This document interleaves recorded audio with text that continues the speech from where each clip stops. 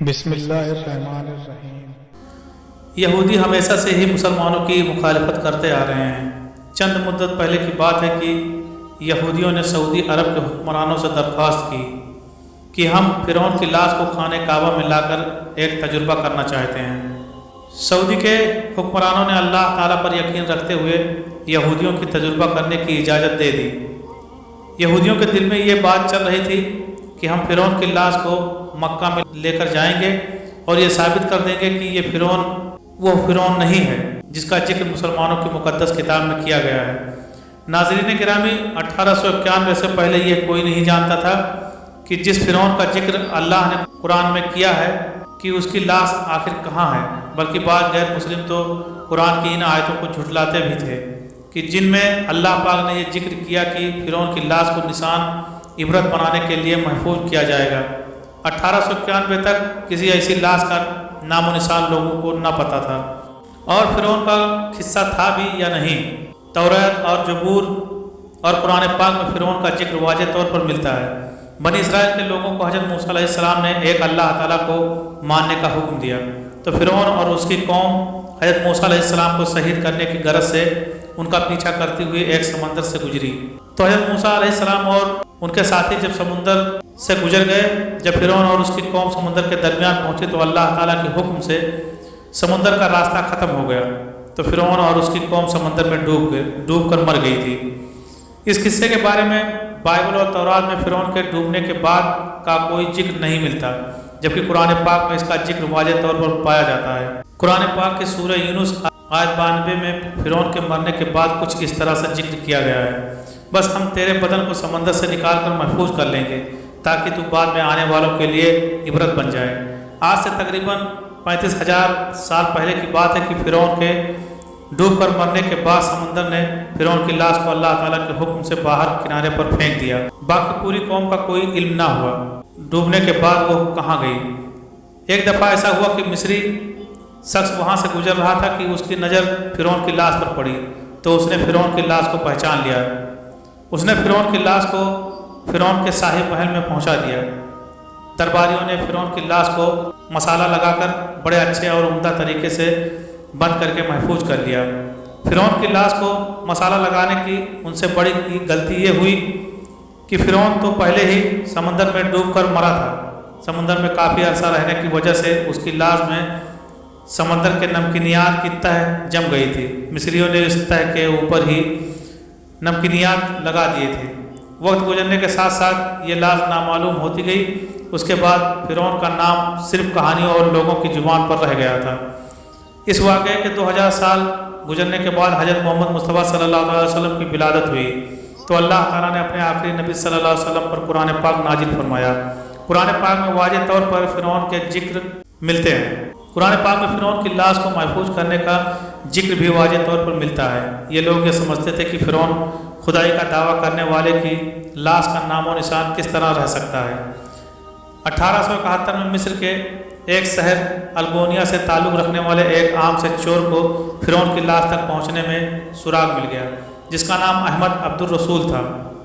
وہ سمندر کے ارد گرد کے علاقوں سے چوریاں کر کے اپنا پیٹ پالتا تھا۔ ایک دن وہ دریائے نیل کے قریب تسبیح کے مقام پر چوری کے سلسلے میں پھر رہا تھا کہ اسے اچانک ایک سرنگ نظر آئی۔ وہ وہاں زمین کھود رہا تھا۔ وہاں کے لوگوں نے احمد عبد الرسول کو پولیس کے حوالے کروا دیا تھا۔ وہ جہاں زمین کو کھود رہا تھا وہاں سے 1891 میں دوسری لاشوں کے ساتھ ساتھ فرعون کی لاش بھی مل گئی۔ فرعون کے کفن پر فرعون کا نام درج کیا ہوا تھا۔ ان لاشوں کو ماہرین قاہرہ لے گئے۔ ماہرین ان لاشوں پر تجربہ کر رہے تھے کہ ان کو فرعون کی لاش پر سمندر کی نمکینیات کی تصدیق ہو گئی۔ ماہرین کے ذہن میں یہ بات آئی کہ یہ وہی فرعون نے جس کو اللہ تعالیٰ نے سمندر میں غرق کیا تھا۔ یہ خبر کچھ ہی دنوں میں ہی ایسے پھیل گئی جیسے آگ پھیلتی ہے۔ اس کے بعد دنیا کے نامی گرامی ماہرین نے اس لاش پر تجربات کیے، تو سب نے اس لاش کو فرعون کی لاش کی تحقیق کی۔ سب سائنسدانوں نے تحقیق کر دی کہ ان سب لاشوں میں صرف فرعون کی لاش پر سمندر نمکینیات کی تہ جمی ہوئی ہے۔ اس کے بعد اس لاش کو حضرت موسیٰ علیہ السلام کے دور کے فرعون کی لاش درجے دے کر میوزیم میں رکھ دیا گیا۔ 1992 میں جب فرعون کی لاش خراب ہونے لگی اس وقت کے مصری حکمرانوں نے فرانس کے حکمرانوں سے اپیل کی کہ فرعون کی لاش خراب ہو رہی ہے، اس لاش کو خراب ہونے سے محفوظ کیا جائے۔ اس کی لاش محفوظ کرنے کے ساتھ ساتھ اس کی موت کی وجوہات کے بارے میں بھی تصدیق کی جائے۔ فرانس والوں نے کہا کہ فرعون کی لاش کو فرانس میں پہنچایا جائے۔ جب فرعون کی لاش کو فرانس میں پہنچایا گیا، فرعون کی لاش کا استقبال کرنے کے لیے فرانسی صدر خود بھی ایئرپورٹ پر آیا ہوا تھا۔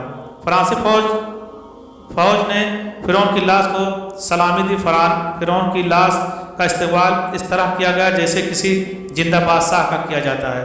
اس کے بعد فرانسی صدر نے فرعون کی لاش کو تجربہ کار سائنسدانوں اور اعلیٰ ڈاکٹروں کے حوالے کر دیا۔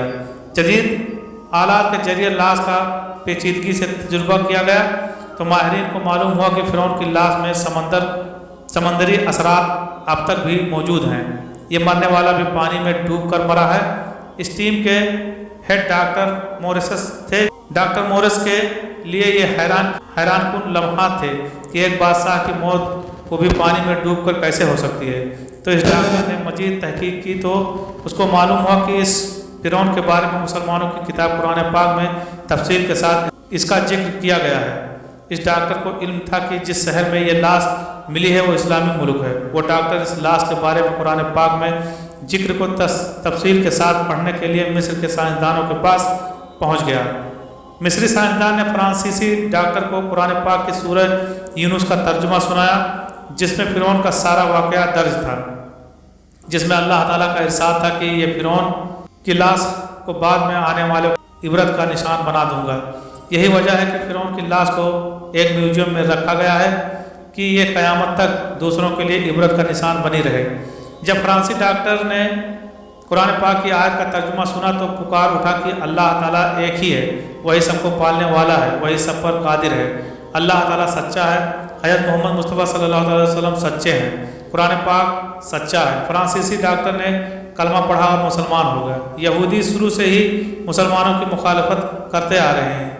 یہی وجہ تھی کہ وہ اس فرعون کی لاش کو بھی یہ ثابت کرنا چاہتے تھے کہ یہ فرعون نہیں ہے۔ قرآن پاک میں غلط ذکر کیا ہے۔ یہودی یہ بات کو واضح کرنا چاہتے تھے کہ فرعون اپنے زمانے کا خدائی دعویٰ کرنے والا شخص ہے۔ ہم اس کو خانہ کعبہ میں لے کر جاتے ہیں، کیا اللہ تعالیٰ اس کی لاش پر کوئی اثر ڈالتا ہے؟ اس لاش کو خانہ کعبہ میں داخل ہونے دیتے ہیں کہ نہیں؟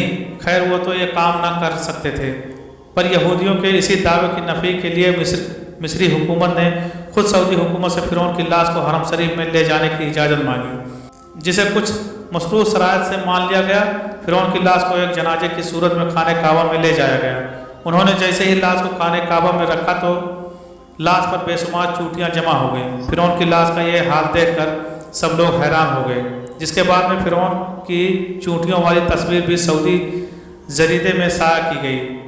حیرانگی کی بات تو اس اخبار میں یہ لکھی گئی کہ جیسے ہی لاش حرم شریف کے احاطے سے باہر لے جائی گئی تو چوٹیاں پر اثرات طور پر غائب ہو گئیں۔ لیکن یہ بات یاد رہے اس بات کی تصدیق آج تک سعودی حکام میں کسی نے نہ کی ہے۔ یہ بات صرف اخبار ہی کی سرخیاں تک ہی محدود رہی ہیں۔